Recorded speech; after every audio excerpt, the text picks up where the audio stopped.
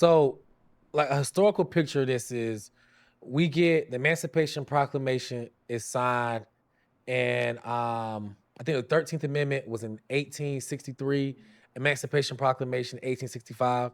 And then we look at this period of Reconstruction.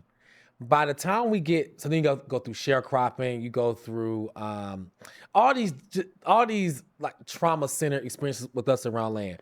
Then you get to around like 1910, and on record, there's around like a million black farmers, and we owned around 19 million acres of land, which size wise would be around the state of West Virginia. Then from that period, you got the establishment of land grants too. That's why Booker T. Washington is so important in these technical training programs. You see that there's an agricultural perspective in this. There's a science-based piece. Charles Henry Turner, he's a scientist who proposed how bees actually can see. So these are like things I think what ended up happening with him. Tuskegee didn't have enough money to pay him and George Washington Carver. So Charles Henry Turner actually went back to Cincinnati and was a high school teacher. So I think when we look at like just like our association and our adjacentness to it, there's all this history. And I'm still like only in like the 1920s and 30s. So then by the time you have integration, you have this idea that we need to go away from the land because we didn't want to be associated with the work from the historical piece of it. Not realizing that the farm is the backbone to civilization, and we gotta return back to the farm. We lost that because we're seeking better opportunity or so much trauma. I understand that piece. But as that is occurring, other groups of people are buying up land. And when you look at that, and I believe on paper, the top 5 land owning white men in the United States own more land than all 40 million plus black people here. 5 own more than 40 million. Those numbers don't add up. And when you're looking at just our disconnect with it, the inability of us to pursue agricultural degrees to advance the industry, when you get to, and I'm still missing like lynchings and heirs property, us getting bad loans and then losing the land, Eminent domain. eminent domain, red line, all these things that just going in to devaluing land for us, we got disassociated. Just like in a nutshell. So then when they do the census again, I believe the late 90s, there's less than 50,000 black farmers. So you went from a million to less than 50,000. So then in looking at that picture, people who will preach that other avenues for us are more important. I want to see how we correlate our land loss to our current situation now. Because when you lose the land, not only do you lose the food, now you got to get it from somebody else. All right, where we going to open up schools? Where we going to build houses? We're going to open up stores. The farm is just the center. You build everything else around the farm. That's how you get a city. So when we lose context of that, you get a people, then the culture piece. What culture can we establish when we eating somebody else's food and they're dictating the guidelines of how we get it? You have to take on new characteristics for another people to take care of you. So we lose our culture too. So for me, seeing all that, I'm like, how can we get back to knowing who we are, operating in purpose, being healthy? And we can't even discredit the fact that being able to fight against oppression, you got to be in shape to do it. You like, there are little things that we're missing as far as our overall picture. And no matter how much we pursue these other jobs and other industries, we got to still come back to the farm at the end of the day. And the longer we stay away from that, other people are doing it. So you have like a Detroit or these urban cities that you mentioned earlier, people are coming back. The beta test has already been done for urban ag in the rural areas. Now you're getting ready to see people come in, offices come in, funding come in for urban agriculture, and because people are coming back to urban areas, and we're getting pushed out because once again, we don't own what? Land. We don't own the land.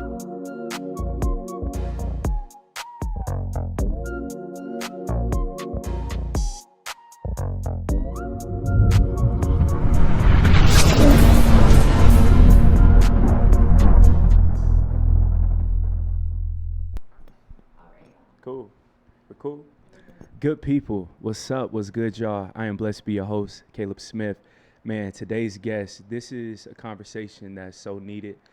Before I even say his name, bro, I just want to say I appreciate you for all that you do because it's needed. Kamal Bell of Sankofa Farms, bro. Our food, that's the most important asset. How are you feeling today, brother, here in Atlanta? I'm good. I had a school to present at. Come on. We got to talk about our children's book, Akeem Keeps Bees, Yes, sir. which is patterned after my middle son. So Akeem is a real person. So it was real good just bringing that to the children, hearing their questions, and then using the bees as an intersection with food. I think is greatly needed. Indeed, brother. And, you know, from seeing on your page, y'all, make sure to go to Sankofa Farms, North Carolina. I have family roots in North Carolina. So, bro, it's a beautiful state, beautiful black folk. Man, just seeing you cultivate and having bees on the farm, all of those things. If you can, bro, can you just break that down? Because, like, we don't think about where does our honey come from? Where does this come from? So our honey probably comes from, it's probably imported and cut with something else. They do that in a lot of foreign markets, but America does produce enough honey for us to get it all here. Cultivation wise, we all know, seen everything with the tariffs, what's going on just with us and food pricing, and the grocery stores don't look as full as they used to. It's a conversation, like the cultivating piece is a conversation that I've been trying to wait to have, like on the larger platform. So I'm happy I'm here and you welcome me to be on this platform about it. But we got to get back to cultivating, and things that I see, like when we start to have that conversation, we got the plant like growing plants in the house got pushed on us. The black farmer stories and the landlords got pushed on us. Anytime we start having that conversation about us actually building systems and producing, it's like our attention gets taken elsewhere. But I think right now we can't avoid it. It's whatever we're looking at shortage-wise for food, it's on its way. Indeed, brother. And, you know, you being in the South, I have deep roots in Georgia, North Carolina, and my grandparents always grew stuff. They have a ranch. They have a family ranch. It's like 25 acres. They got cattle, all that stuff. But it's like seeing that firsthand as a child, I realized from seeing the animal go straight to the table, having sausage, and we already knew it came from Uncle James Pigs. But then now it's like on a mass scale, us as black folk sometimes got disconnected from those southern roots of growing things ourselves. Why is that so important to just get back to those times? It's important because, one, you can build community around food. So you can't work on a farm in solitude. Like, you can't just be there by yourself. So when you start to work out there, you can bring other people to come out there. We do have to get over our notion of not wanting to be at the farm because we're related to slavery, even though we built civilization millions of years before. Everybody had to farm. Everybody had to farm. Like, everybody had to participate in the system. But our reference point got to stop being slavery. Our reference point needs to be using agriculture as a tool to build civilization. That has to be our reference point. We can go to Tide City. I mean, you can go to any ancient African civilization and see where they started with food. And I think when we look at what's happened to us, like in the last 100 years, you had the slavery piece, and then you had us seeking better opportunity out of the South because farmers were still being lynched for no apparent reason in the South. That led for us to go to a place like Detroit and Chicago. And when we look at that, and especially Michigan, when that great migration occurred, when we look at like someone like the Nation of Islam, I look at how they had grocery stores, hatcheries, fisheries, farms, all in Michigan. I think it's very telling when we're looking at trying to build civilization, what to do. So for me, when I'm seeing this, I'm looking at the idea of food deserts, seeing how black people don't have access to healthy food. And I'm reading and studying, and I'm like, how can I address it? So I'm learning, I'm looking at it, I need to learn how to produce for myself. Me and my wife had a child early.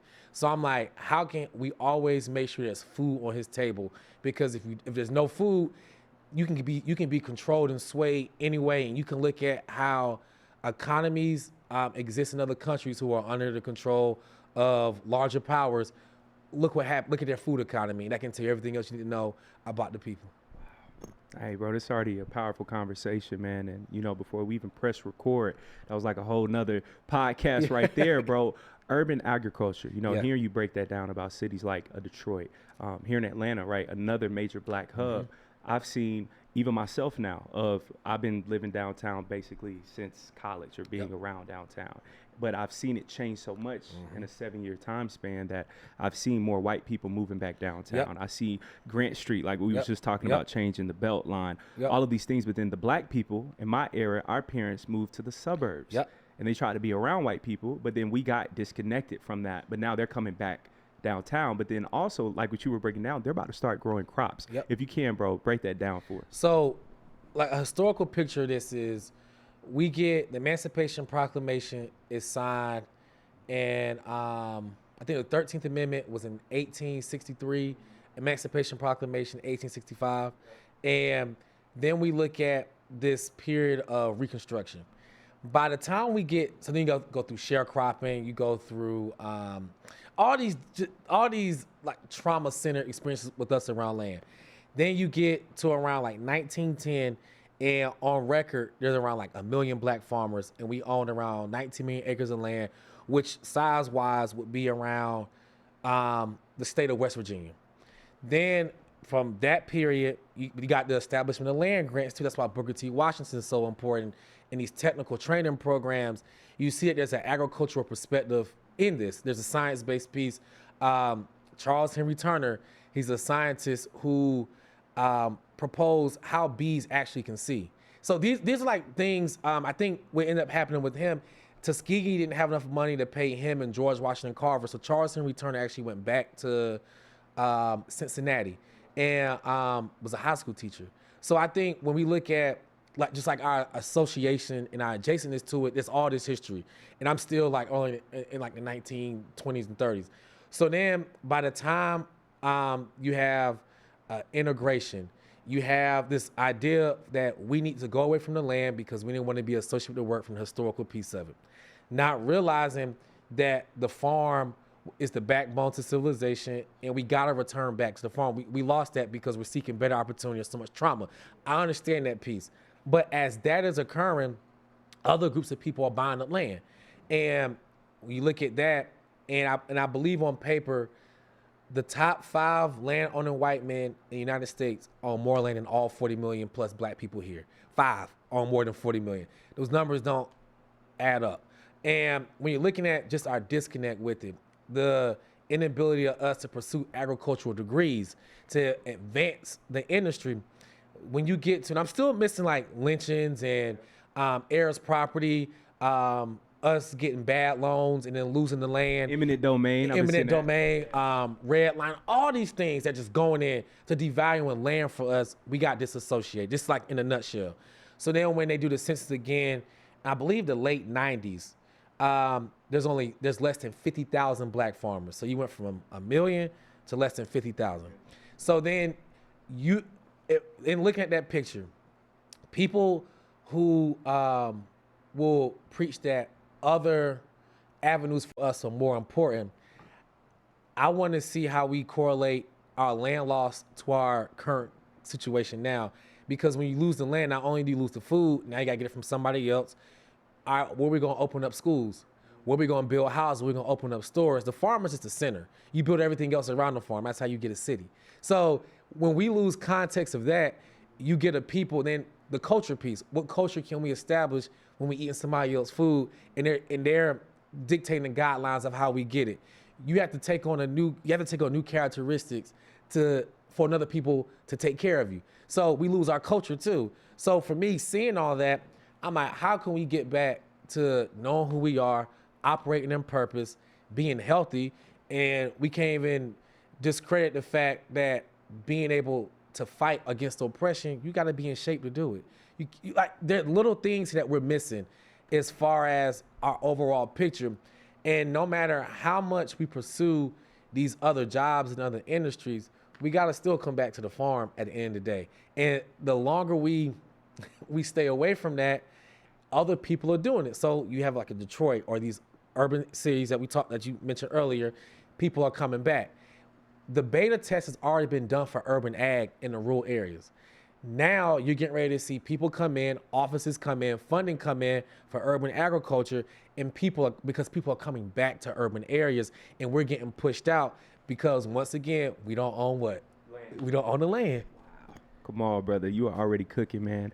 And from just hearing that, one show, man, I thought about instantly rather, is Yellowstone. Have you ever seen that show? I've seen clips of it, but I see it on Peacock. Bro, I think you would love Yellowstone. I need to go As watch a farmer, bro, Kevin Costner, his character, right? I think they owned in the show like over 200,000 acres of land, right? Montana, Yellowstone, all of that. He would fight off the business people, all of that stuff, because he would always say that his people stole the land from the Native Americans because they knew how important owning land was. That passes down generational wealth over and over and over again. Why do you think that white Americans used to get so uncomfortable? And I would say especially around the 20s and 40s, to your point about those lynchings when it came towards black land, because Oscarville here in Georgia, they took that land. We can go to Tulsa, so many others, right? Wilmington, right? You're already in North Carolina. Why does black ownership of land ownership, make white America so uncomfortable? Because you can build autonomy and build your own systems. You can build, like how everyone else has built their communities. You come here and you see other groups of people buy up and build their own communities. They're not as dependent on another group to sustain them. And then they also got somewhere to go back to. So I think for us being disconnected from, and I know there are different groups and segments of black people that view this differently, but by us being disconnected from a home place, we can call this place our home, and then we can build relations with our brothers in the Caribbean, South America, globally. We can do that. We have to decide on an identity, but when we don't have the land, we can't do it. So also with us, when we're acquiring land, we got to make sure we own the mineral rights too, because land can be sold. And if you don't own the mineral rights, you can go find oil on it. And the person who sold it to you got the rights to the oil. So there are little things and tricks that I've had to learn just by reading and experience, like just so we can maintain. But you don't have to depend. As we're growing out our farm, is year 9 right now. We're getting to a point where we can produce all the vegetables that we eat at home. So once we completely get there, and there is a mental barrier there, because sometimes like I'll go to the store and I'll buy things I grow. So that's how I know it's embedded in. It's like I'm growing the food and I'll forget to go home. And I don't know if it's like an economic piece or a commodity piece because I'm selling food that is associated, but still we can get to a point where we can produce those things. And I think as far as us looking at the power piece, my kids are deeded to the farm, and it's like the Waltons. Nobody can be on their board without being a direct descendant of them. It's like there's small things you can do as far as developing wills and developing trust to make sure that land is passed down. But the first place we got to start with the food production, so we can have the value attached to it. And that's the piece that we're missing and should be the most prominent in our conversation right now as trying to survive as a group of people. Yes, sir, man. Just from seeing like our culture right now, I'm seeing our people embrace black soul again, getting back on the trail rides, right? Cowboy Carter, going to that concert, seeing all the beautiful black people with the cowboy hats, all that. I remember, man, in the early 2000s here in Atlanta, being called country was a sign of major disrespect. Now, black people don't mind being called country, right? But how do we, I would say, interface too of now, okay, everybody's getting back on country vibe, but how do we truly get back to farming as well, where our people, they were doing all of those things? I think what we can do with the country aspect is when we see entertainers push an idea to us, we should be able to contextualize it for our current situation and remove that idea from them, because they'll move on from it. And if we keep following them, they're marketers. So it is good to see that inherent interest is still in us. Like, you're not gonna be able to take that out of us. It's us being able to own it and build upon it. So I think how we get into farming is by the youth, getting them involved. The book is a good avenue. It's the first of its kind book where like black people are actually talking about the science of beekeeping. Bees are a good introduction to farming, I think.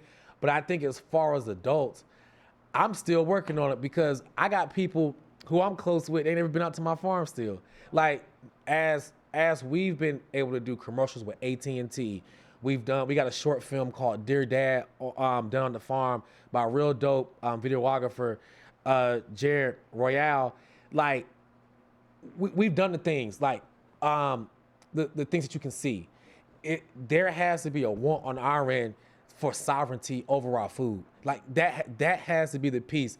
We're gonna keep seeing the imagery around food, and we're gonna keep seeing it being contextualized and pushed to us because it has to be pushed to everybody right now because farmers are going bankrupt and food's going up. They need more. The country needs more farmers too. They have the immigration crackdown. We have to pay attention to these things because those three things put together, plus the weather being like it is, we're on the verge of a food catastrophe, and the country just needs more the world needs more farmers. So for us to be able to go into it, we gotta just have the want to do it. And it's not a dirty job, as people would say. It's labor intensive. It's gonna help you stay in shape. It's gonna help you eat. There are more benefits to it. When I used to talk about wanting to be a farmer in college, I would always get this thing of Kamal gonna be a poor farmer. Kamal, that's what the thing was. And everybody went and sought the corporate jobs, the STEM jobs. Now, especially the black men that I know, are getting laid off from those jobs. Talk about it. Like, so it's the thing that we gotta have the want, and we gotta have dignity, reattach dignity, and I think adulthood into production. We can't sit here and call ourselves men and women and we don't produce nothing. We can't even produce a paperclip. Like as black people, we don't produce paperclip. What we have been groomed to do is produce entertainment. Well, I don't think we produce like that piece of it. Like we've been coerced. So I think when we're looking at how we get back into it, we gotta have the want to have a better life for the next 30 generations. Like we aren't even talking about that. We having gender wars online about who's right to 50-50. Yeah, 50-50 this, 50-50 that. Like, I want all of this. It's remedial and it's immature behavior on our end, because not only do we do that, what else can't we do? We can't feed ourselves. Like, we're essentially in a state where we're being looked at by other people. It's so interesting seeing how other groups of people look at us. And whenever I go into a room of people who aren't black, you know how long it takes them to accept I'm a farmer?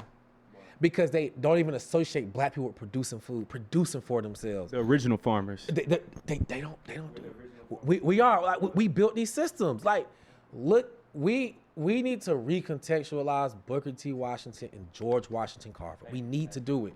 And it's beyond the George Washington Carver being the man over Peanut man. Yeah, the peanut man. Like, look at the sweet potatoes, the peanuts, crop rotation, the Jessup wagon.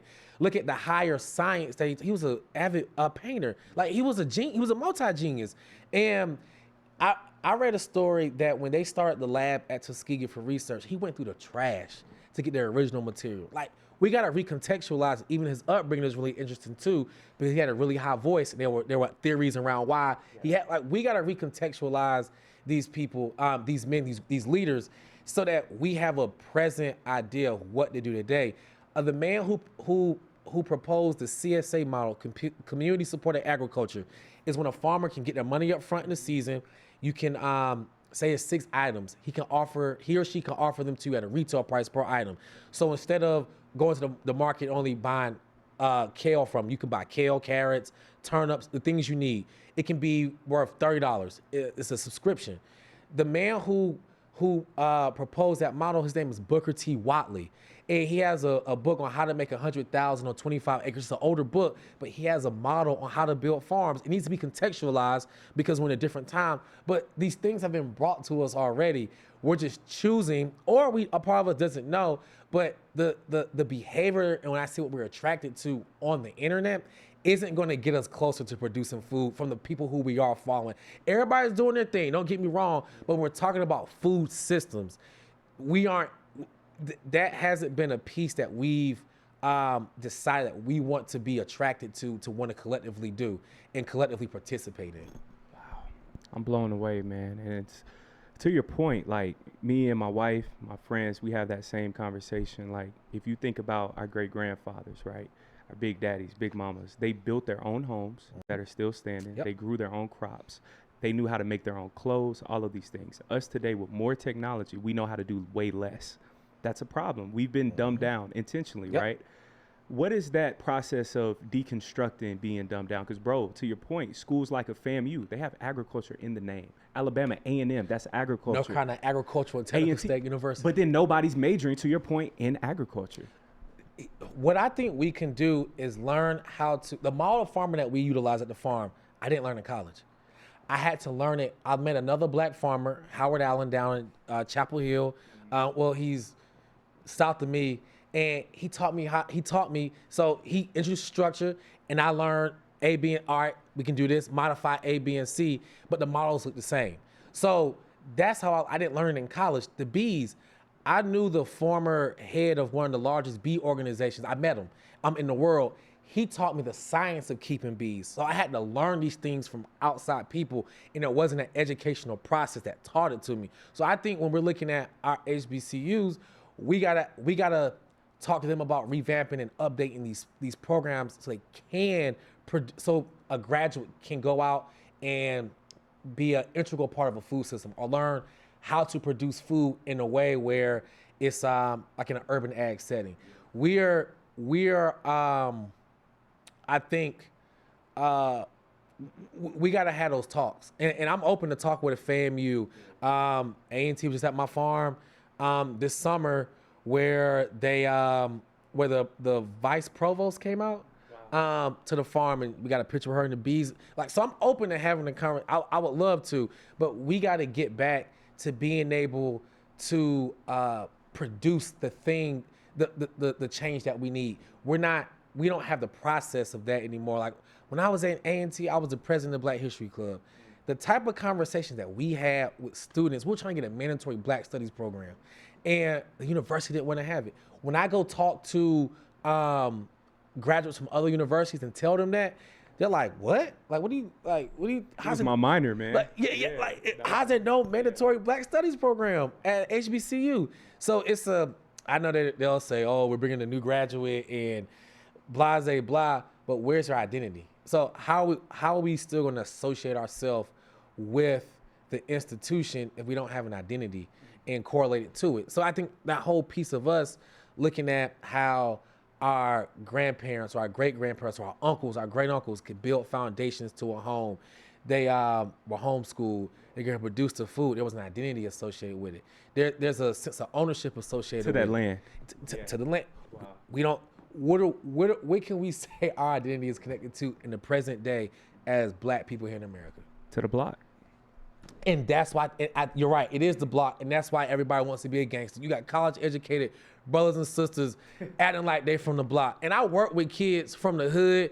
I work with kids who, I got a kid on the farm now that been to the feds. He ain't even 22 yet. And we had these conversations. So when I see them talking and knowing their backstories, knowing what's happened to them in their lives, and the association that college-educated people make to that lifestyle, you're right, it's because we don't have an identity. And those brothers and sisters that come from the block look like they do. Yeah. Like, because they can say, I'm this or that, and A, B, and C. But then when it comes to, we just like, because you don't know you work, like, you're not a part of Apple. You're not a part of the corporate infrastructure because they can get rid of you at any moment. What do we say we're aligned to? It used to be we wanted to say it for the universities, but now they're changing. So you can't say that. So what do we say we're attached to? Bro, this is heavy, man. Unemployment, right? Millennials, Gen Z is at an all-time high. The job market is terrible, right? Like, we see so many people who graduate from college and they can't get a job even in their own field, because now you got Gen Xers and even boomers almost that's still working as the exec, as the president, as the supervisor. So there's no room for corporate growth, right? So now, man, I'm seeing people who are college educated, master's degree that's working at Amazon. That's manual labor. So it's like, do you think that they're better off just getting into farming where they can actually grow their own food to learn a skill set? That's a great question. Yes and no. Because it depends where you at, you're going to go work on a farm now. And depending where you at, it's going to dictate how that structure is with you and the farm owner. And you really could be thinking like, man, I feel like it's 1865. Yeah. But if you want to go into it, and think about like what can I get out of it to go do my own thing. I think that's the approach that we need to have right now, because if the immigration crackdown continues, there are going to be vacancies, but the ethic and what it takes, like working on large farms and doing things by hand and at the rate and consistency, it's gonna take some time for us to get. It's difficult. Yeah. I do think it would be important for us to learn different models of farming, maybe on a smaller scale like we do at our farm, where it's high yield in a smaller area, the urban, and then grow the farms out to that. Yeah. Because then there's also machinery and automation that's coming in now. So all these things have been like rolled out. I remember being in a meeting years ago, and there was like a farmer of the future, and he was talking about all the AI that was gonna come into the farms.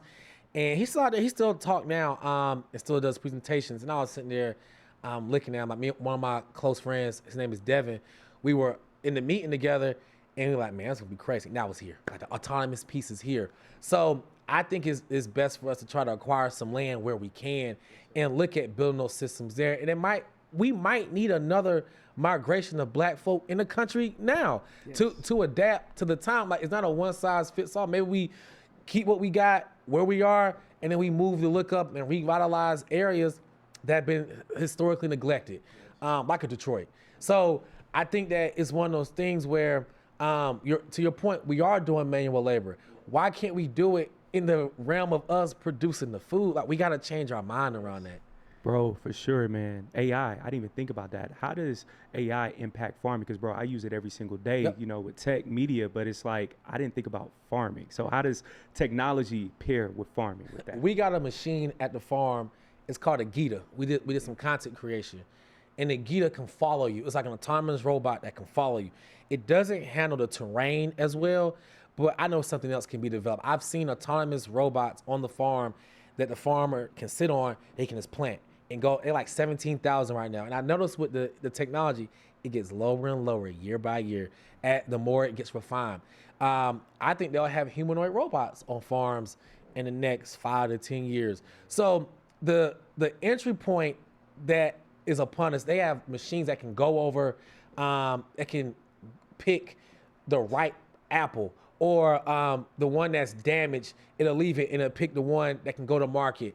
They have, NVIDIA just put out a machine that can go over and zap all the weeds with like laser technology, but leave the crop that you want. So the autonomous piece is here. We're gonna have to adapt or integrate it, because if the void between, like the average age of a farmer is like 65 or 68 years old, and the new generation isn't going in, the only thing that can fill that gap is a new group, a generation going in, or AI, because the food's gonna get produced. So I think as far as what it's doing now, it's years ahead. So we're looking at a compounding issue that then we throw in the climate into it. I remember when I first started beekeeping, it would get cold around November and get warm again in March. Now we're having warm snaps in January, February. The bees start consuming their resources. Then they starve out. You got to go feed them because they thought it was going to be spring. You got to feed them to keep them alive, to get them into the to the springtime. So when we're looking at where all these things happen at one time, we got to refocus and we got to recalibrate to see what we can do. Kamal, with this question, it could be somewhat, controversial, but do you feel like if we had more black farmers, we wouldn't have as much of food deserts and issues when it comes to things like global warming? Because, bro, I think about crop rotation, right? I think about George Washington Carver, how he helped save this entire industry throughout this country. Mm-hmm. Do you feel like if we were in more positions of power that we wouldn't be in this position today as a country? If we had more black people that had the consciousness of a George Washington Carver, or of a Booker T. Washington, of a Booker T. Watley, of a Fannie Lou Hamer, of an Elijah Muhammad, like I think of a Malcolm X, it's of the a Martin mindset Luther King. First. It's the mindset. So I think, because one thing that I do see, you can have a black face of white power. Like it's not difficult to do that. And as Amos Wilson will talk and lecture about, the ruling and dominant class always pulls up a few from the oppressed class to give you an illusion. So I think when we look at that, I think one part of it would be having black people with the right consciousness in place. And we need black people in politics with the right consciousness as well. I I would think historically that has changed from like a Reconstruction era till now. That's like a whole other conversation. But I do think we have people who are willing to listen. Like we've met with the vice president before to talk about agriculture. And so like what was funny about that, everything that people were saying like online, it was funny because when you meet somebody, you're just like, how you come up with this idea? Like, did you meet the person or are you just going off of what you're seeing? Or unless I guess you got like an inside person. I guess you have one, but all that stuff is interesting. But there was an interest in being able to say, hey, how can I support you all? What are your needs? Because the meeting, they didn't have to meet with us. Like how I saw Boosie talking about how the Trump administration, the person over the partners met with him for his case. And like they didn't have to meet with him. So when we got a meeting, like they didn't have to meet with, like VP Harris didn't have to meet with us. Like Vice President Harris did not have to meet with us, and they did. So the administration did. So I think that when it comes down to change, having more of us with the right consciousness is something that I think will help. But we gotta, like, how do we get to that point? We gotta read. We gotta read. We definitely gotta start reading. I know we like reading like powerful quotes on the internet that make us feel independent. I know we like that. Like that's great. But we got to start reading the Ivan Van Sertima's, the Amos Wilsons, the Gerald Massey's, like who gives a really good history on ancient Kemet. The Anthony T. Browder's, who's I think is a great contribution to Now Valley Civilization is a great place to start, just so we can start to repattern. And I know I'm not listening to everybody. I'm just giving out what comes to my mind. We got to get back to agreed upon principles, because right now any group can sway us any way to do anything. And because once again, it comes down to how we view ourselves. We got to get a collective consciousness around agreed upon concepts that we don't deviate from. Powerful, bro. In an earlier interview, just from seeing your story, you said one line where our food, it has a story. What story do you want the food that comes from Sankofa Farms to tell for the people as well? The food from Sankofa, I want it to be a story of liberation and the breaking of generational trauma and curses. Because as we're building up the farm, my wife is a birth doula. Like I will argue that my wife Amber work is more revolutionary than mine. Y'all killing it, man. Because she is helping Black women birth and bring babies into the world. So I think but we've been able to collaborate and offer like CSA boxes to women pre and postpartum, and that because our area, even though there's Duke, UNC, there's NC State, but they really don't have like they're not really I'll say Wake Med. So Duke has a hospital, UNC and Wake Med, and the infant mortality and the death rate among Black women after pregnancy is so high there. And so she went and became a doula. She's been to Cuba to learn and visit the healthcare system there. So I think through the farm, we've been able to have the flexibility, because I got to think about, if I didn't have the farm, I wouldn't be here right now. I'm a former school teacher. I'll be in the classroom most likely. So we've been able to get out of break systems and introduce our kids. Now we got a 8-year-old author. So I think that's what I want the story of the farm to be.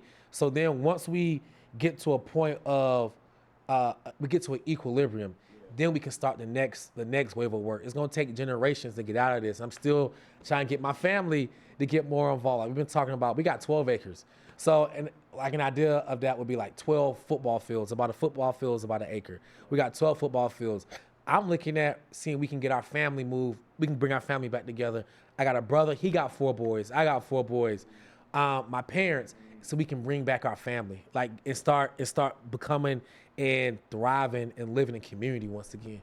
You just talked about something, man, that's very important, because hearing you even say that, I think about my own family as well. And I'm like, bro, all of us in the South have similar thoughts at this point, because growing up, my great-grandparents, grandmothers, all of them lived on the same plots of land. And then I'm like, that's multi-generational living where everybody's putting into the pot, opposed to us being in separate households. The cost of living's going up. Now y'all can pitch in and live on the same piece of land, grow the food. That cuts all the expenses to a tenth. But yeah, bro, like, how do we start changing that just overall thought process of, okay, I'm not going to be over here. I'm living 30 minutes away from auntie. She live over there, when all of us still hang out on Thanksgiving. On Christmas, we're always over each other's homes. Why not build together? If there's a funeral, we all coming back, and we're doing the thing that has been absent amongst us, and that's building a community.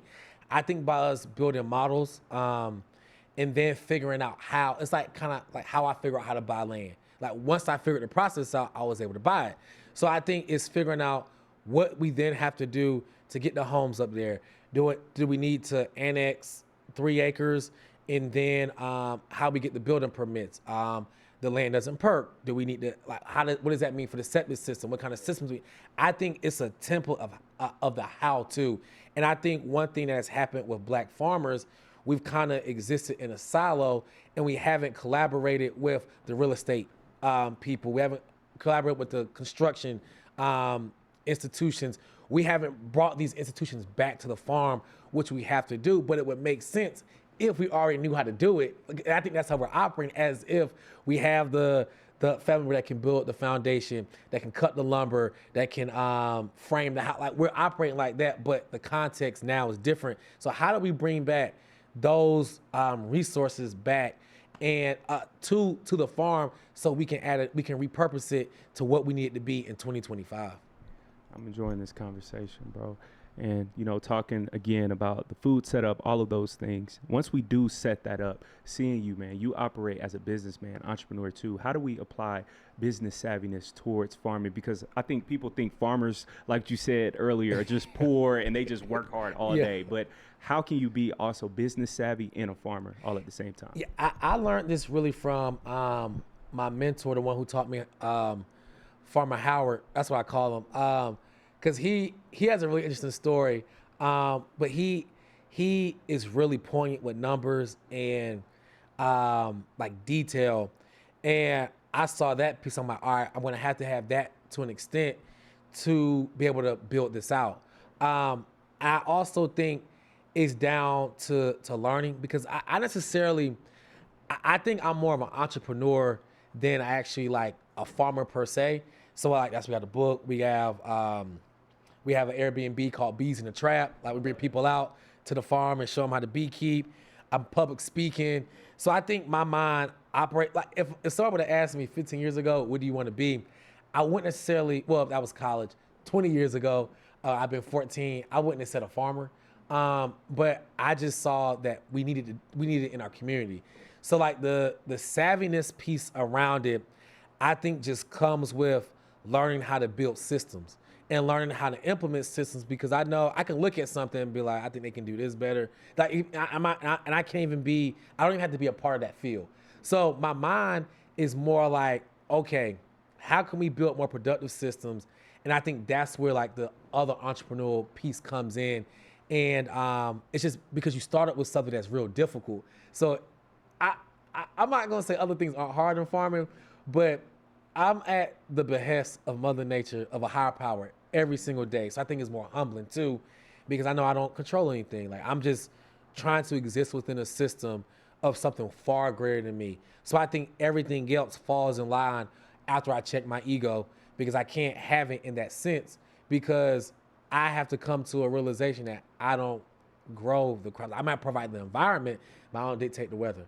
So I know Jay Electronica would disagree based on his last. I listened to Jay Electronica on the farm, especially with his new albums coming out. But I think that when it comes down to like factors I can't control directly, I think that you got to check that ego at the door, because you can feel like you got the best crops one day and the pests come through. They've been laying eggs the whole time, and since you've been gloating, you forgot to take care and mitigate the caterpillars hatching and eating up your crops.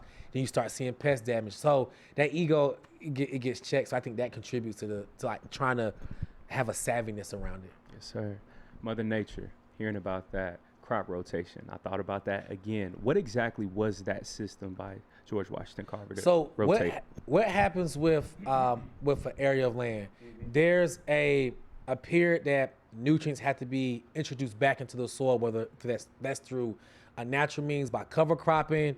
It's just kind of like the idea of like a forest. All the decomposing leaves are essentially the fertilizer after they decompose back into the soil. That's why trees get so big. Like they're growing in the spot where it's a high nutrient density.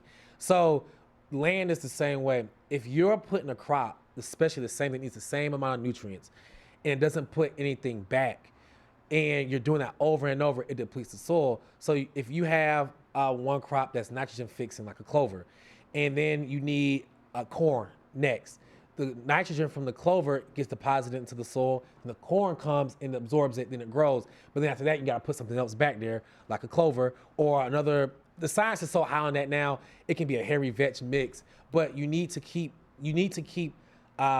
crops in a consistent pattern so they don't deplete the soil. So you can't just grow one thing in one spot and think that you're gonna have an abundant crop without adding something back in. So being able to rotate crops, it limits the nutrient deficiency and also the pest piece as well, because if a pest can come back to the same area and it can lay its eggs and it knows where it's going to be, and it wants that crop, the density of the pests gets so high it's hard to grow the crop there. So all those things help, and then it helps with the environmental piece too, because you're not being as extractive in the area, and then other microorganisms can live, and then it creates an environment where other organisms can live, so you create another system there. Hey, we over here learning, y'all, for real. I love this, Kamal, bro. What would you say, man, right now as a black farmer to people, you know, who try to put on that conspiracy theorist hat and say global warming isn't real? You're actually experiencing it and seeing it every single day. Is global warming an actual real thing that's happening? So I think based on like a practical level, then I think there's a practical piece to it. There's a age, like what age we're living in piece. There's also like a higher spiritual piece that goes into it. And I think all three levels would acknowledge that something is changing in the environment, whether it's through the human means or the earth is naturally heating up. Some people say that. Some people say it's from the CO2 and the greenhouse gases that are being emitted. And to dispel a myth, agriculture isn't the leading cause of no. Agriculture contributes, but it's not the leading cause. Like, we drive cars around every day. Like, come on, y'all. So agriculture is not to blame in that sense. It contributed like we all have, but it's not to blame. Then there's a biblical and spiritual piece where some people can say, hey, there's something higher. It's a higher order that's coming back to be implemented in. So no matter where you fall in that spectrum, there is something going on. And I will say winters in our area have gotten warmer and wetter over the last 10 years. We got more rain and they've been warmer. So it wasn't like that in 2016 when I started farming. So something's going on. Just that recent. Just that recent. Wow. It's something's going on. So I think when we address it, there are multi levels of the question, but overall, I do think something is going on in the environment. Certain areas are getting rain it never got before. The USDA does have a map, y'all, where y'all can go look at the most climate resilient areas, or areas that are most susceptible to climate, like the weather change, we'll put it like that. The areas around the Great Lakes are resilient because the cold draft and the heating domes that are created, it's like a cooling density, but other areas aren't. Some areas are going to be underwater in the coming years. So I think it is really important. Tornado Alley is shifting now. So I think we have, like, something's going on climatically. We need to be paying attention to it as black folk here, but also globally. We need to be paying attention more to what's going on with the weather. That's the more telling sign. Man. How do you make it through those winters, man? I always wondered that. How do farmers find out, strategize for those cold months? How do you do it? So it depends on what type of farmer. Large scale. So a place like Montana, I met a farmer who owned 50,000 acres, And like I was He's the like, real Yellowstone. Yeah, Huh? yeah, it's the real Yellowstone. He might own some. He might own some area. He some area over there. But he was farming 50,000 acres, and I'm just like, I just got 12, and that's more than like most black people I know. But when he said 50,000, I was like, dang, like we need to do some more work. But his growing season was only 4 to 5 months. So they grow in those months, they make all the money for the year, and they got the rest of the year off. For us, we do a lot of greenhouse growing or growing under plastic, and we grow 12 years out of the month. So we always got money coming in. Some farmers, like a farmer up the street from me, they do outdoor crops. They do storage crops. So they grow their storage crops in the summer, then they put them in the freezer, then they sell through it, then they don't sell in certain parts of the year. So it's just based on how you farm, what's your growing season. But in North Carolina, which is considered like a subtropic zone, you can grow all year round as long as we don't get like a random random cold snap where it's just like 8 degrees for like 5 days straight. Like your crops will freeze no matter how many frost coverings you put them. That will happen, but we haven't been getting those. So just depending on where you are would dictate how you farm and what you want to do and financial mission and gain behind it. It's just based on what you want to do. Greenhouse crops. Yeah. Break that down for me, man. So what we do at the farm, we have these things called caterpillar tunnels, and we also have a greenhouse. The caterpillar tunnels, like for basic understanding, operate kind of like a smaller greenhouse. But a greenhouse has a large volume of air, and it's harder for it to get colder because the volume of air is so large. But then you have the plastic over it, which provides heating to your greenhouse area. And why they're beneficial is because they keep off rain, so your beds don't erode. So they stay, and the nutrients don't get washed away. And then in the colder months, it keeps the snow off. So when you have an environment like that you can keep outside amendments, and it takes longer for them to be colder, and it can keep heat in, you can provide a really nutrient and favorable climate for your crops. The caterpillar tunnel is more so for erosion and in the snow, like keeps rain and snow off. Because the volume of air is smaller, they're only 14 to 16 feet wide and about 16 feet tall. So you're not going to be able to control and mitigate climactic occurrences as much, but you are able to keep the crops protected and able to provide a favorable environment through the slower months. So it's technically considered indoor farming. We're kind of on the back end of it because I saw a farm, I think in Arizona, that was like, it was 3 acres under a greenhouse. Like they have like a plexiglass setup. And if we pay attention, like that infrastructure is around us. If you're driving in an urban area, you'll see orange lights at night. And you're like, I wonder what's orange over there. They have their greenhouses in the area. So it's like small, like depending on where you are. So in RDU, there are a lot of research facilities and biotech facilities that have that set up. But what I'm leaning toward, and I'm seeing more farmers have to go indoors to mitigate the climactical changes. So, or the climactic changes. That's what I'm seeing more of, and that's what I'm more interested in. I find that very interesting, bro, because to your point about urban ag, all those things, do you see a time, let's say within the next 5 to 15 years, to where we will start seeing warehouses that's just made solely for greenhouse and things like that? For sure. I think once the model gets fully perfected, I know it's really big in places like Arizona.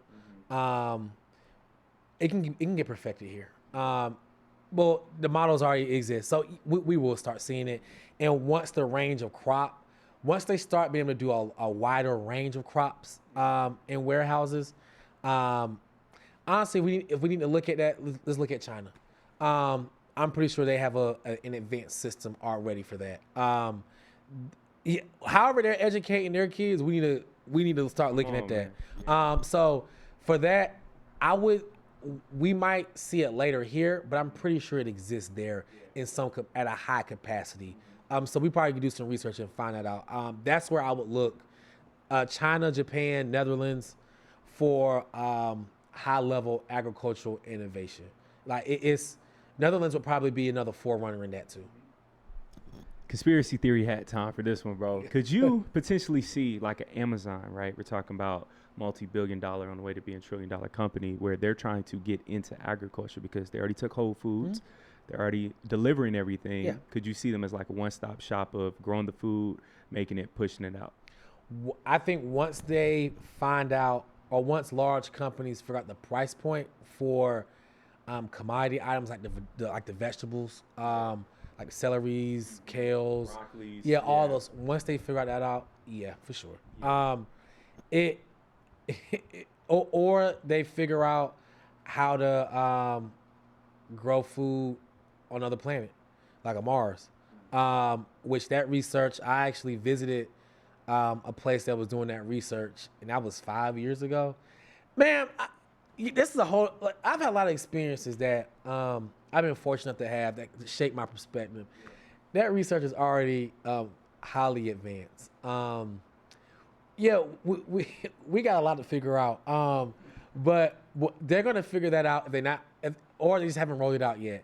But once they figure it out, we're gonna see them, I think, really step into the food space. There are a lot of moving parts right now, but there is I think it's the largest land turnover, like in the last 100 years going on right now. 70 to 100. Like I'll have to research it, but there's a lot of land turnover right now. So I know Bill Gates has bought up a lot of land. I think that's public record. Elon Musk brothers in Tennessee, they were doing a lot of container farming with the shipping containers and growing inside of those. He's been doing that for 10, 15 years. So it's happening around us. I just don't see when we're talking about issues with our so-called, I'm not saying so-called, I'll say a lot of where our attention goes to black people on the internet, they ain't nowhere close to having this type of conversation. So it's not a knock because they're not farming. They're not farming. The most they can probably talk about is Bill Gates. But the landscape of what's happening, I've seen a lot of it and have been in those spaces to hear a lot of it too. So I think that that time is here. We need a comprehensive agenda amongst black agricultural organizations on what we want. We don't have an agenda. We have great work going on in silos. Like Sankofa's out in North Carolina. You got a lot of great work going on in Chicago, Detroit, New York, down south. There's great work going on, but it needs to be a comprehensive agenda, us be on the same page and what we're going to push for and what we're trying to do. Without that, we cook. Yeah, bro. Yes, man. Because I feel like back, let's say, 5 years ago, 2020, everybody's talking about entrepreneurship, right? But now, 5 years later, people are seeing that most of those things did not work. Second of all, it's everything has changed, man. Everything has changed. The market's changed. Everything has changed. And everything is going back to the old reliable, which is farming. How do we shift those conversations to, you want to learn how to be a millionaire and six figures to, how are we going to grow this food, man? How are we going to eat? Basic necessities. That's actually really funny because me and my homeboy Devin talk about that. And we're just man, all that entrepreneur phase that everybody went through, especially us when we had extra money, and it's not a knock on real estate, the housing piece, that's okay. But the raw land, no one knew what to do with it. And we saw people on the internet that were I'm doing A, B, and C, but they're not growing. They're not scaling. We got capacity to scale, and then once we can perfect this moment, we're gonna go about land and do it again, do it quicker. And I don't want to be an ultra capitalist, sound not in that mode, but doing it in a sense that this is what we need. We need smaller community-based models. So seeing all the conversation around that is, we think everything is going to be quick, and it can't be. Nothing works like that. The internet makes everything look like it's happening at a faster rate than it actually is. And we don't realize that people have had a financial backing, they've had the infrastructure. We're in our case, we had to build, start with raw land. We started with trees. It had to clear the trees. We had to get the roots out. So as far as trying to build a farm from the ground up, we have experience in it. I'm not gonna say we I don't believe in the pinnacle of the thing. Because there's always somebody can do the thing better. Like that's always. But the culmination of experiences, we've been fortunate enough to have those experiences. But when I saw the stuff going on online, I'm like, why are we not getting land right now? When we got our land, we was talking about real estate. We got our land for $60,000, wow. And now the land by itself is worth over 200 and something thousand. In 12 years, right? And less than that. Wow. Like this would be in like 9. Like this would be it'd be year 10 next year.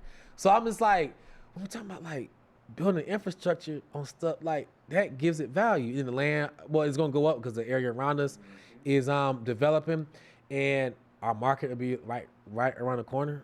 But when I saw that, I'm like, why nobody talking about getting land? So now I saw the things that we were interested in, and people can have that. Like we can think we're going Bitcoin and cryptocurrency our way, and it could get shut down overnight, man. Man, what happens when our phones go out? What happens when we saw what happened with Israel did to the phones in Lebanon with Hezbollah? Like that made me think like, oh, our phones just walking time. Like, can they be co-opted in that way? Like, I guess like people would be like, no, but okay, well, we'll buy our next upgrade. Like, you know what I'm like? It's like paying attention to those things. Like that isn't going to ensure our survival. That the money aspect, and the money aspect doesn't. Do we have protection? Like, say we built these systems out. What's keeping another Tulsa? Like, these things have happened to us historically, and we can't act like history doesn't repeat itself, because I think it's been very telling in doing that. So like, what happens? Do we have infrastructure to protect what we're producing? Even the real estate we all went and bought. Like, I can go figure out, like, can't somebody go figure out? Like, there are levels of things that can happen. So I'm not saying we operate in fear. I think we operate in urgency, and we operate with the future generations in mind. So how to make that look more attractive to us is, I don't know if we need, I don't think a celebrity can do it because they don't know how to farm. I don't think they're not going to prop up anyone to say, hey, like, let's like all get black people into farming.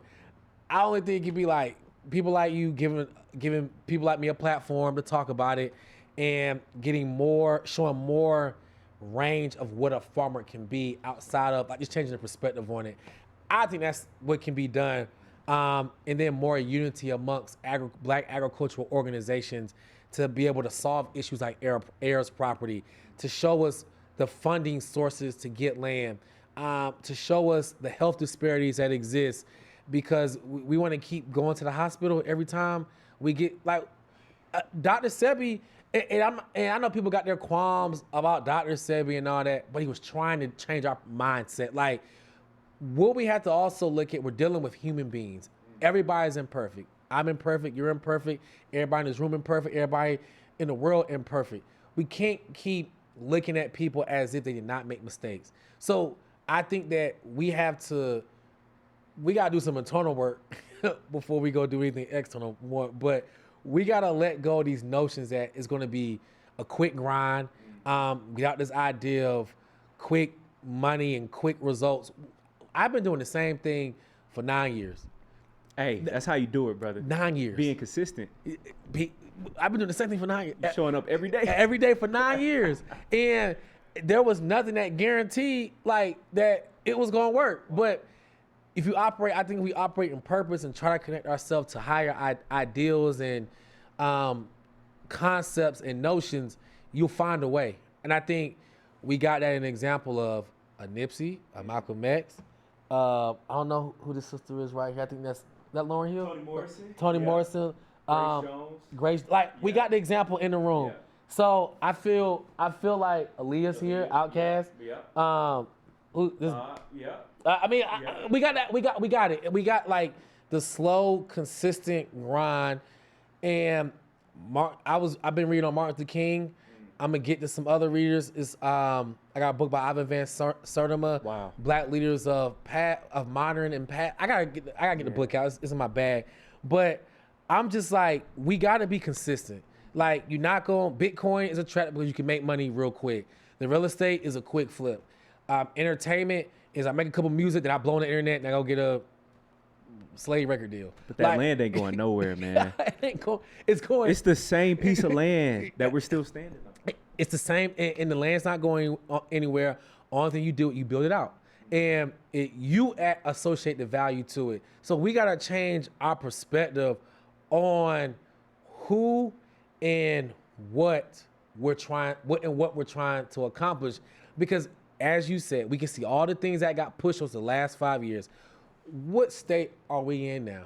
Where has it gotten us? It didn't get more of us into politics.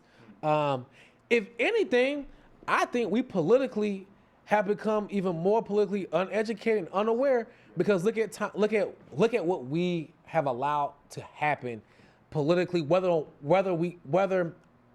we sit on, what side we sit on. Like, it don't matter what side we sit on. Like, it's a mess right now. Yeah, it is, and it always will be, because it's going to be a mess to us because we're operating in the unknown. But to everybody else, it's very tactical and calculated. So what can we argue that we have done better?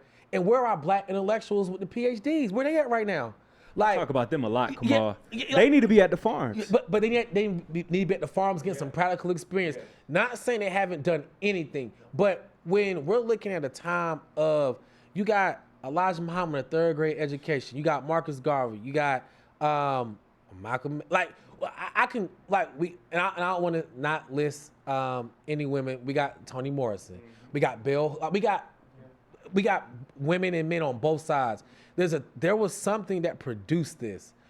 Look at the void we're in now. Like, we're in a void. We're in an intellectual void right now. And we're not going to YouTube our way out of it and going looking at quick, romanticized ideas of anyone talking about something, because the information, why don't we have a person for economics, Dr. Claude Anderson. He's been speaking. North Carolina roots, right? Yeah, like we got it. Like, we got it. Like, we got that. Like, we have these people but where's the next generation to take that further? So, like, where's our person or people that we funded for Dr. Anderson to teach? And to, like, where's the things that we have like the people that we have that are still around, where's our why are we not funding youth to go learn from these people? Like John Henry Clark, like, where did and I know that he has he did a great job at educating. Like, I know he did. I know you had Dr. Daniel Black up here, and I believe he's a student of Dr. Clark. And Dr. Kaba is as well. Brilliant, bro. Passing the torch. Brilliant. Like, we gotta continue the system, because we still got intellectual thought leaders that are still. So when I say, like, whatever our we have PhD, like, those brothers are examples of brothers who are doing brilliant work, highly educated. Dr. Carr. I love Dr. Carr. Like, we have Karen Hunter, like, with the Nubia platform. Come on now, bro. Like, hey, you tapped in. I love that. Like, Come on. I've talked with Karen Hunter before. That's amazing. So, like, what I'm saying is that we gotta do a better job of supporting things that already existed. Right. Get the next generation to set their feet. I met a Black Panther 2 weeks ago in Detroit, and he was telling me, 'cause I saw your post and made me think. You posted about the free food program today, and I actually asked, like, I was sitting at his feet, like, he was in a chair, and I was sitting at his feet like a kid in a candy shop, like, just listening to an elder speak. And the brother was so profound, and me just being, like, so in the moment. I have a fellowship, so I was talking to one of the other brothers in the fellowship, and I was like, man, the Black Panthers are so educated, man. They just so. He was like, come on, would you forget they had to pass a literacy test, a literacy exam? And I was like, duh. Like, brothers, like, those brothers are still, some of those brothers are still around. We need to go be talking to them. But I was talking to him about the programs, the healthcare. I said, how did y'all get those programs started? He said, it was so beautiful and so basic. And it's a part of the community. He said, we went to the nurses at the hospitals and asked them to donate their time for the free healthcare clinics. We went to food programs and asked them to donate the food. We went to farmers and asked them to donate the food. I'm like, man, what's keeping us from reinstituting some of these things that worked out great for us? it's just our willingness, and there is a void because we haven't been connecting with these elders and talking with them and sitting at their feet like we should have. Baba Malik Yakini with the Detroit Food and Farm Network, like the D-Town Farms, like these are things that brothers like this are still around. I got the chance to sit and talk to him and just listen. Like, and there's a point with millennials, we need to shut up and just listen. Like, just ask the questions. Let our elders talk, and then we ask them, what do you think? One of the things that Baba Malik Yakini said that like is to contextualize things and why a Black Liberation Army or RNA would pop up. He said we were born, there were tanks and troops in the there were tanks in the street and troops in the street. How do you think that affects the consciousness of somebody that grown up in that? You're gonna be militant. You not gonna see the military that not have a radical view. Like we missed that, and that was not too far along. Look what's happening now. They're gonna be babies that are born now, and kids growing up. And like when I was 4 or 5, there were tanks and there were troops in the street. So like it's repeating itself. So it's things that I think that we're missing, that comes from us just connecting back with our elders and humbling ourselves. Like millennials don't got it figured out. We ain't getting married. We ain't got no jobs. We ain't on no land. We checked off all the boxes, but what can we say that we and I'm not, and this is me included. Like I'm not so high on a horsey black man. We do some like somebody in my family own 50 acres. We're trying to get back. Like I said, we're trying to get back to an equilibrium. So I'm not looking at what we're doing as I'm not, ain't no big eyes in this. Like we all little youths, we all gotta work together. I'm looking at it as just trying to do something. And we all should be trying to do something that can help us make the world better for these babies and these elders. Brother, I thoroughly enjoyed this conversation. I probably only got 2 more questions for you, man. I think about cities and towns that aren't being touched anymore, like states rather, like a Mississippi that's in the deep South, rich soil, right? I think about Arkansas's, Louisiana's, Alabama's, right? And I'm like, bro, we could start going back to these states, all the black people that's out in LA paying an arm and a leg out there, right? And complaining about high rent in New York, all these places, even Atlanta. What should we do, or how could we attract more young black people to start moving out to rural areas and start cultivating that piece of land as well? I think if we had a black economy, that would be easy, because we know if we go there, build up, safe, yeah, it's safe, and we also could build and be able to know that it's a market for our products. Nobody's going to go to a rural area to build, and it only don't got to be the black people.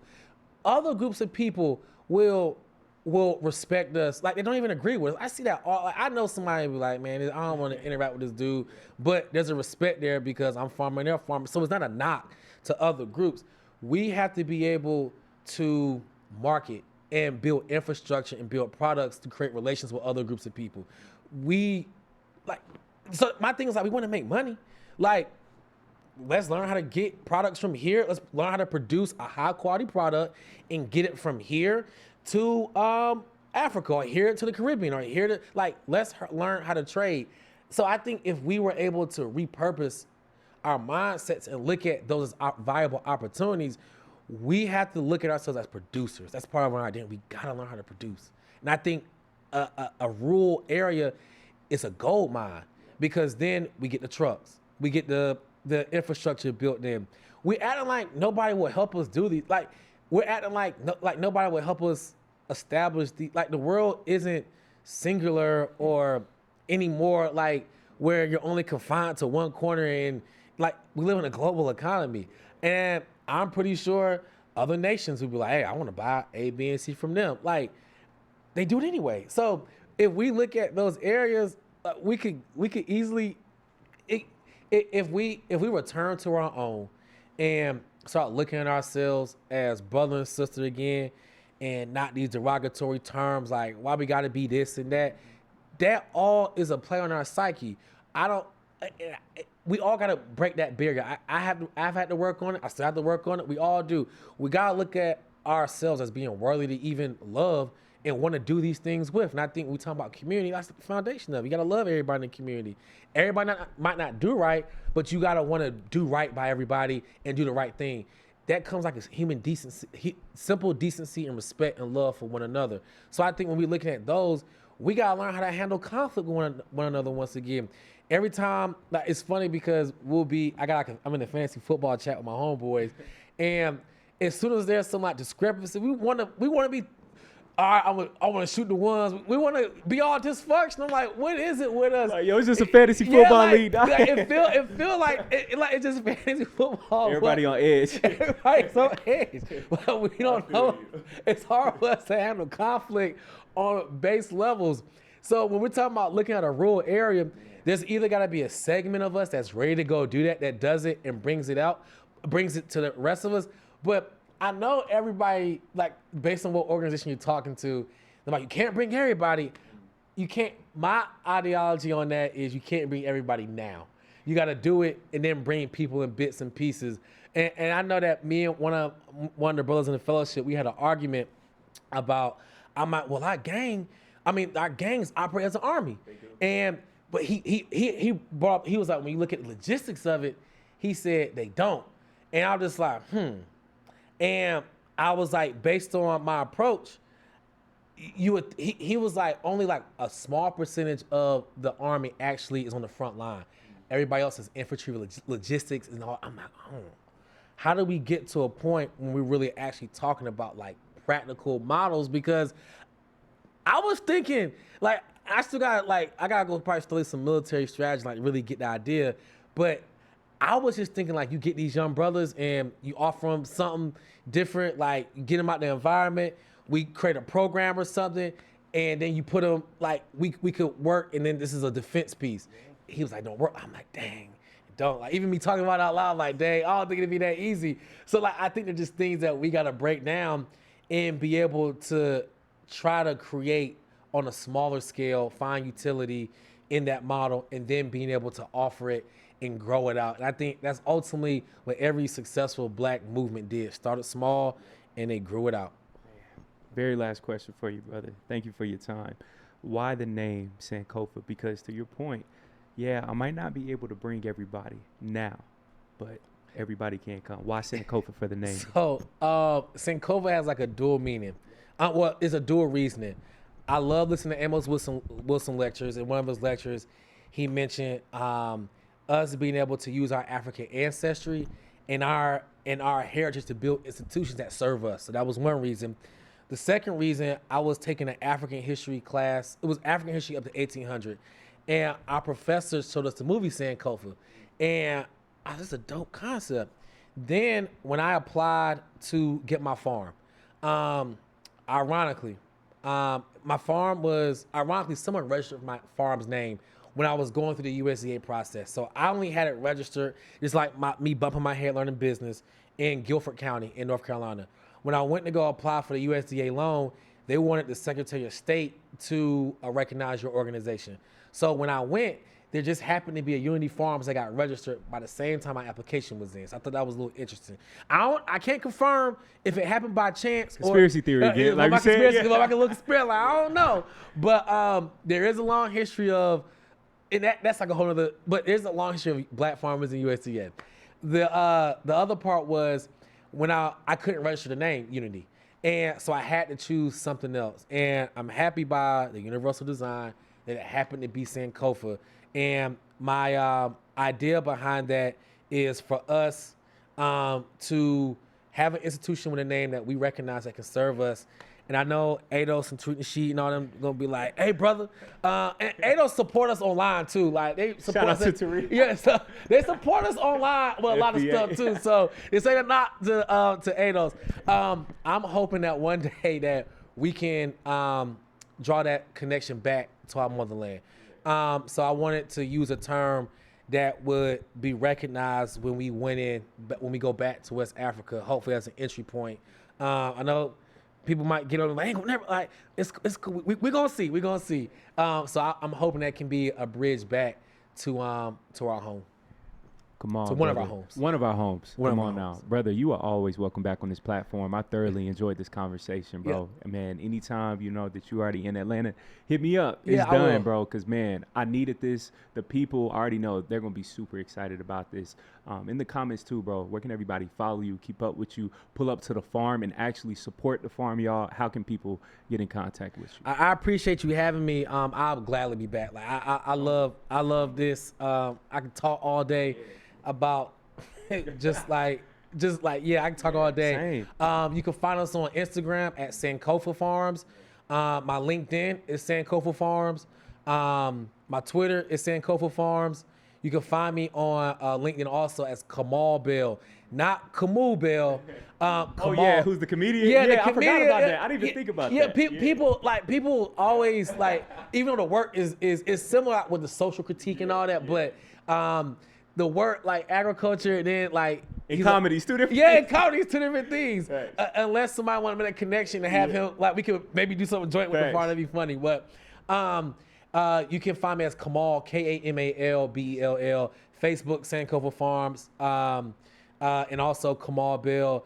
And if you find my Kamal Bell page on Instagram, I will tell you, my critique of issues is way different on my Kamal Bell page. Sankofa is an entity, is an organization. Hey, that's the business page. Yeah, It's it's a part- I business. feel Like the views of Kamal Bell are not represented by Sankofa. Hey, this the Farms. pro-black page, right? Yeah. So you go to my Hey, individual I'm the page. same way, bro. I get it. Yeah, it's two different conversations. So you can find me all there, and you can find our book, Akeem Keeps Bees, at a local bookstore in your area. I know Decatur has it in Little Shop of Stories. It's in the Harvard bookstore. It's a lot of places. If you want to go on Amazon and get it, it's there. It's also on the publishing website at Story Publishing. So you can all support us that way. And you can reach out if you want to come to the farm. Just reach out to me and just explain he saw the podcast. So just because I do have to flag, like everybody, like I do have to be like cautious of like just bring people out to the farm. But if you just like, hey, I saw the podcast, flag it or submit a form on our website at sankofafarms.com and SANKOFA farms.com. And I'd love to continue the conversations and partner with our Black people. man, bro, I'm so proud of you, dog. Appreciate Keep doing all the great work. Producing, to your point, like that's actual tangible solutions for us, man. Sky's the limit. Thank y'all. And bro, honestly, by next summer, I'm pulling up for sure. Yeah, we'd love That's to a have quick you. drive for us. So Yeah. I got you, bro, for sure, man. Bro, y'all make sure to follow, like, comment, and subscribe. Kamal Bell, bro, giving us free game. Sankofa Farms. Make sure to love and support. Again, blessed be your host, Caleb Smith. Until next time, peace.